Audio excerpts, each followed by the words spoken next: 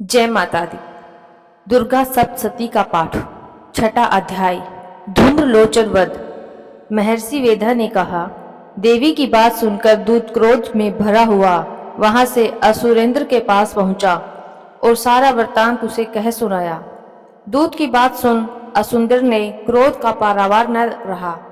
उसने अपने सेनापति धूम्रलोचन से कहा, धूम्रलोचन, तुम अपने सेना सहित शीघ्र वहां जाओ और उस दुष्टा के केसों को पकड़कर उसे घसीटते हुए यहाँ ले आओ। यदि उसकी रक्षा के लिए कोई दूसरा खड़ा हो, चाहे वह देवता, यक्ष अथवा गंधर्व ही क्यों न हो, उसको तुम अवश्य मार डालना। महर्षि मेधा ने कहा, शुंभ के इस प्रकार आज्ञा देने पर धूम्रलोचन 60,000 राक्षसों की सेना को साथ लेकर वहां पहुंचा और देवी को देख ललकार करने लगा, अरे तू अभी शुंभ और निशुंभ के पास चल। यदि तू प्रसन्नता पूर्वक मेरे साथ न चलेगी तो मैं तेरे केसों को घसीटता हुआ या तुझे ले चलूंगा। देवी बोली, असुंदर का भेजा हुआ तेरे जैसा बलवान यदि बलपूर्वक मुझे ले जाएगा तो ऐसी दशा में मैं तुम्हारा क्या कर सकती हूँ। महर्षि मेधा ने कहा, ऐसे कहने पर धूम्रलोचन उसकी ओर लपका, किंतु देवी ने उसे अपनी हुंकार से ही भस्म कर डाला। यह देखकर असुर ने कहा, सेना क्रुद्ध होकर देवी की ओर बढ़ी, परंतु अंबिका ने उन पर तीखे बाणों, शक्तियों तथा फरसों की वर्षा आरंभ कर दी।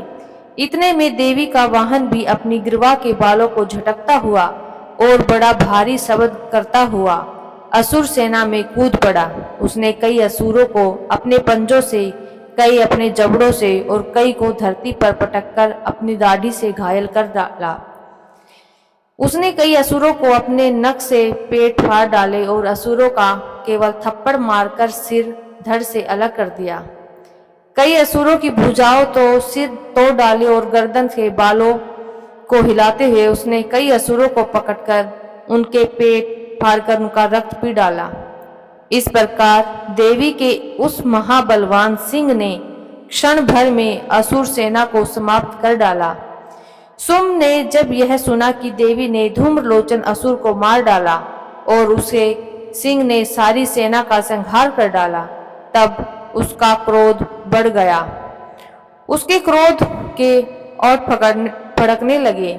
उसने चंड तथा मुंड नामक दोनों असुरों को आज्ञा दी, हे चंड, हे मुंड, तुम अपने साथ एक बड़ी सेना लेकर वहां जाओ और उस देवी के बाल पकड़कर उसे बांधकर तुरंत यहाँ ले आओ।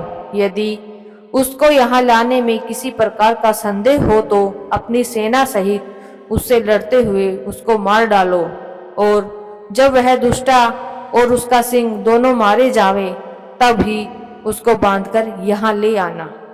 इस प्रकार छठा अध्याय में माता ने धूम्रलोचन को वध कर डाला। सप्तम अध्याय, चंड और मुंड का वध। महर्षि वेदा ने कहा, दैत्यराज की आज्ञा पाकर चंड और मुंड चतुरंगी सेना को साथ लेकर हथियार उठाए हुए देवी से लड़ने के लिए चल दिए। हिमालय पर्वत पर पहुंचकर उन्होंने मुस्कुराती हुई देवी जो सिंह पर बैठी हुई थी देखा। जब असुर उनको पकड़ने के लिए तलवारें लेकर उनकी ओर बढ़े, तब अंबिका को उन पर बड़ा क्रोध आया और मारे क्रोध के उनका मुख काला पड़ गया। उनकी भ्रुकुटियां चढ़ गई और उनके ललाट में से अत्यंत भयंकर तथा अत्यंत विस्तृत मुख वाली लाल आंखों वाली काली प्रकट हुई, जो कि अपने हाथों में तलवार और पास लिए हुए थी। वह विचित्र खड्ग धारण किए हुए थी तथा चीते के चर्म की साड़ी एवं नरमुंडों की माला पहन रखी थी। उनका मांस सूखा हुआ था, शरीर केवल हड्डियों का ढांचा था, और जो भयंकर शब्द से दिशाओं को पूर्ण कर रही थी वह असुर सेना पर टूट पड़ी और दैत्यों का भक्षण करने लगी। वह पार्श्व रक्षक को अंकुशधारी महावतों हाथियों पर सवार योद्धाओं और घंटा सहित हाथियों को एक हाथ से पकड़ पकड़ कर अपने मुंह में डाल रही थी, और इसी प्रकार वह घोड़ों, रथों, सारथियों व रथों में बैठे हुए सैनिकों को मुंह में डालकर भयानक रूप से चबा रही थी। किसी के केस पकड़कर, किसी के पैरों में दबाकर किसी दैत्य को छाती से मसल कर मार रही थी। वह दैत्य के छोटे बड़े बड़े अस्त्र शस्त्रों को मुंह में पकड़कर और क्रोध में भर उनके दांतों में पीस रही थी। उनके कई बड़े बड़े असुर भक्षण कर डाले, कितनों को रोन डाला, कितनी उसको मार के भगा दिए, कितनों को उसने तलवार से मार डाला, कितनों को अपने दांतों से समाप्त कर दिया। इस प्रकार से देवी ने क्षण भर में संपूर्ण दैत्य सेना को नष्ट कर दिया। यह देख महापराक्रमी चंड काली देवी की ओर पलका और मुंड भी देवी पर अपने भयानक बाणों की वर्षा आरंभ कर दी और अपने 1000 चक्र कर उस पर छोड़े। उस समय वह चमकते हुए बाण व चक्र देवी के मुख में प्रविष्ट हुए। इस प्रकार दिख रहे थे जैसे मानो बहुत से सूर्य मेघों की घटा में प्रविष्ट हो रही हो। उसके पश्चात भयंकर शब्द के साथ काली ने अत्यंत जोश में भरकर विकट अट्टहास किया। उसका भयंकर मुख देख नहीं जाता था। उसके मुख में श्वेत दांतों की पंक्ति चमक रही थी।